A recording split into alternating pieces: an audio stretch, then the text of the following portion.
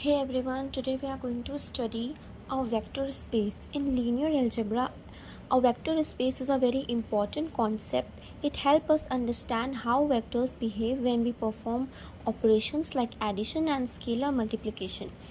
तो basically linear algebra में vector space एक बेसिक और एक इम्पॉर्टेंट आइडिया है. इससे हमें ये समझ आता है कि वेक्टर स्पेस किस तरह से बिहेव करता है जब हम उन पे एडिशन या मल्टीप्लिकेशन अप्लाई करते हैं, या किसी नंबर से एडिशन में या उसी नंबर से जैसे सपोज़ करते हैं अगर दो नंबर से हम एडिशन कर रहे हैं तो हम उसी नंबर से मल्टीप्लाई करते हैं, और अगर हमारा वही जो नंबर आता है वो हमारे सेट के अंदर का होता है तो उसे हम बोलते हैं वेक्टर स्पेस.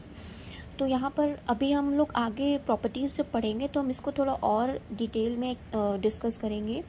तो basically definition of vector space क्या होता है. A vector space is a set v along with two operation. Vector space एक ऐसा सेट होता है जिसमें दो काम होते हैं, वेक्टर्स को जोड़ना यानी एडिशन करना और उन्हें किसी नंबर से मल्टीप्लाई करना. लेकिन ये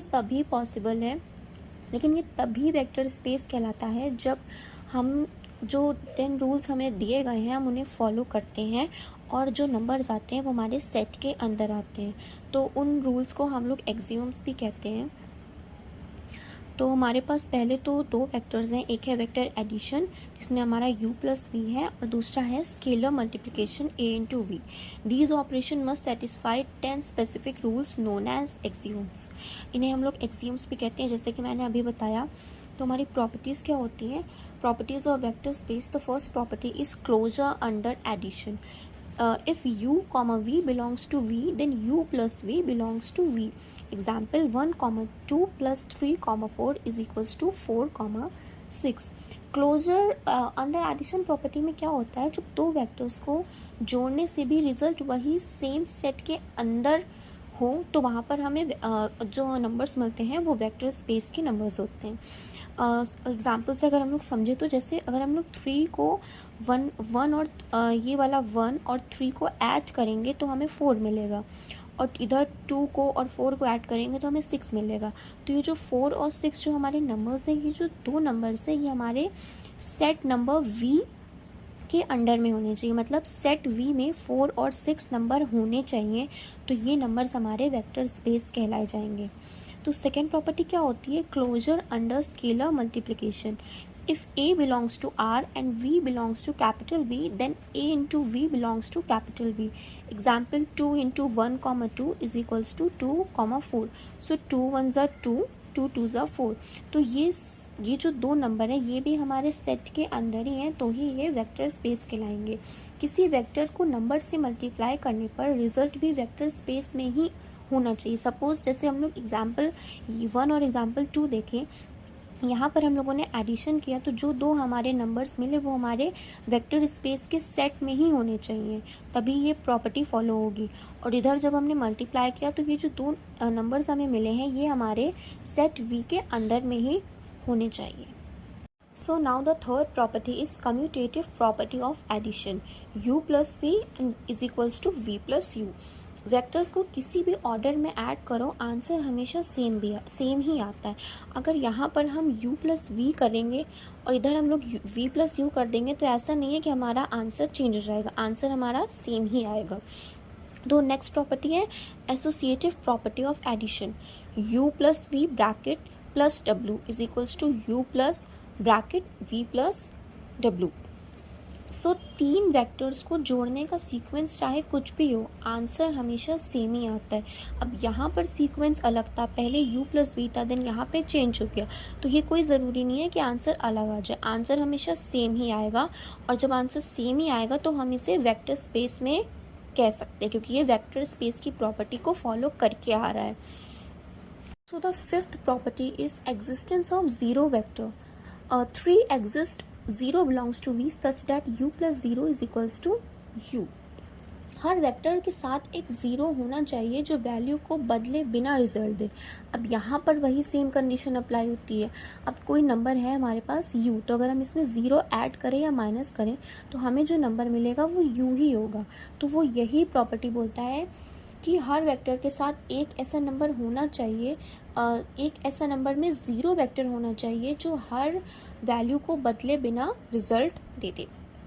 सो 6th प्रॉपर्टी हमारी existence of additive inverse. For each u belongs to v there exist minus u belongs to v such that u plus minus u is equals to 0। तो ये कहता है हर वेक्टर का एक अपोजिट वेक्टर होना चाहिए जिसे ऐड करने पे या माइनस करने पे 0 मिले। तो यहाँ पे ये कंडीशन फॉलो हो रही है। अगर हम लोग u प्लस माइनस u करते हैं तो हमारा आंसर आ जाता है 0। तो ये कंडीशन हमारी फॉलो हो गई है। सो नेक्स्ट प्रॉपर्टी है distributive property of scalar over vector addition. तो a into bracket u plus v is equals to a into u plus a into v. ये प्रॉपर्टी कहती है स्केलर को पहले वेक्टर के एडिशन पर अप्लाई करने या बाद में करने से रिजल्ट सेम ही आता है। तो अगर हम a को इधर पहले मल्टीप्लाई कर लें, अगर हम यहाँ पे u और v को प्लस करके मल्टीप्लाई करें और इधर a के साथ u को मल्टीप्लाई करें, देन a के साथ v को मल्टीप्लाई करके प्लस करें, तो आंसर हमेशा सेम ही आएगा। यहाँ पे ये 7th प्रॉपर्टी फॉलो होती है। The 8th property is distributive property of scalar addition. a plus b into u, a into u plus b into u. Scalar को पहले वेक्टर के एडिशन पर अप्लाई करें या बाद में, रिजल्ट हमेशा सेम ही आता है। ये हमने 7th प्रॉपर्टी में देखा। लेकिन 8th प्रॉपर्टी थोड़ी सिमिलर है बट थोड़ा डिफरेंस है। दो नंबर से एक वेक्टर को अलग अलग मल्टीप्लाई करें या ऐड करें, ये पहले स्केलर को ऐड करें या दोनों को बाद में करें, रिजल्ट हमेशा सेम ही मिलता है। यहाँ पर a into u plus v किया, a plus b into u किया और a into u plus b into u किया है। तो रिजल्ट हमें दोनों तरफ LHS is equal to RHS में सेम ही मिलेगा।